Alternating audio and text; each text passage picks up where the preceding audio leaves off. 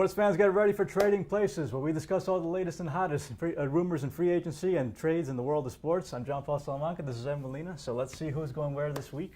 Sure. I think the big rumor right now, MLB, this just came in over the weekend. Max Scherzer, it looks like he turned down the Detroit Tigers' rather lucrative offer. So now that brings up a lot of questions about whether he's staying or whether he's going.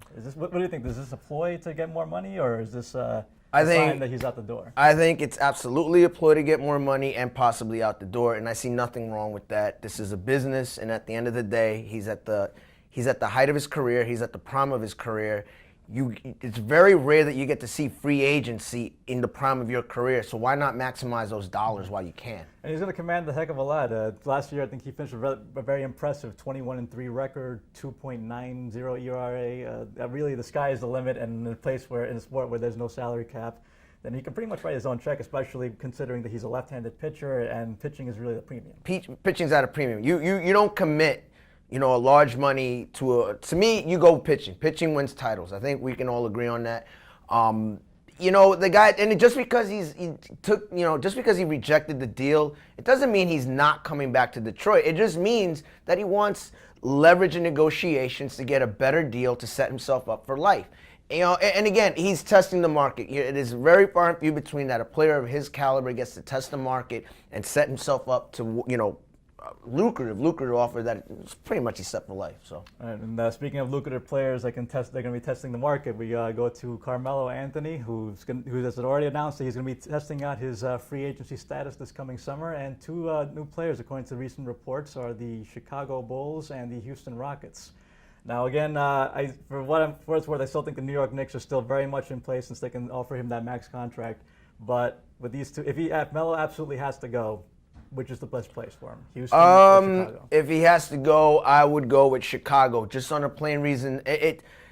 Melo's already been through the Western Conference where it was too tough to overcome the obstacles. He had Tim Duncan and Kobe Bryant in a lot of portion of his career that he couldn't get over that hump. I think going back to the Western Conference would be a mistake, no matter how talented the Rockets are. You got a lot of young teams. Look at a team like Minnesota.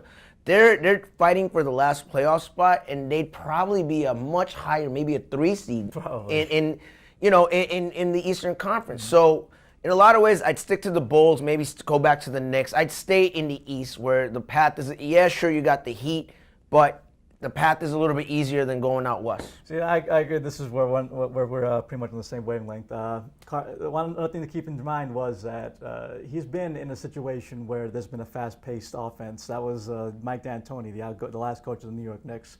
He clearly did not fare well in that situation. And Houston, they're very similar deal. Young, running gun, and at his age, 30, 31, he's in his prime, but he's not a young pup anymore. I think that really the best situation for him really would be in Chicago. I will say, whether he comes back or not to New York, the main important thing that he wanted to ring, I think money-wise, been there, done that. He's been small market, big market. He just wants to win. And speaking of players that want to win, we go to the gridiron in the NFL, where the latest free agency rumor is that DeSean Jackson is being strongly considered by the New York Jets. What do you think? Well, if he wants to win, he's not going to the Jets. I think Chip Kelly's making a mistake. As a Giant fan, I'm glad to see him out of the NFC East. I never want to see that guy ever again. He's burned us in so many ways. However, probably if the Jets do get him, probably the most dynamic offensive weapon they've had probably since Keyshawn Johnson. I'm trying to think. Easily. It's a no-brainer deal for the Jets. I think they need to make this. With Jackson and Decker now, you have a very potent offense. You're going to have Michael Vick and or Geno Smith there, however things pan out. I like the deal for the Jets. I don't understand what Philadelphia and Chip Kelly are doing, letting talent like that go away. Yeah, that was kind of a head scratcher there. I really thought that with their current additions and with him still being there, they would have really made a pole vault in the NFC. But obviously, this would be a very big pickup for the Jets. Jackson's stats last year, I think, well over 1,300 catching yards, receiving yards. And the Jets, they need all the help they can get, and he is very much at the cream of the crop in terms of wide receivers. This is why I hate salary cap leagues. I really feel that, Philadelphia could have kept this guy easily. They want this guy, and they can't because of the salary cap. I'm not a big fan of salary caps, but it is what it is. So.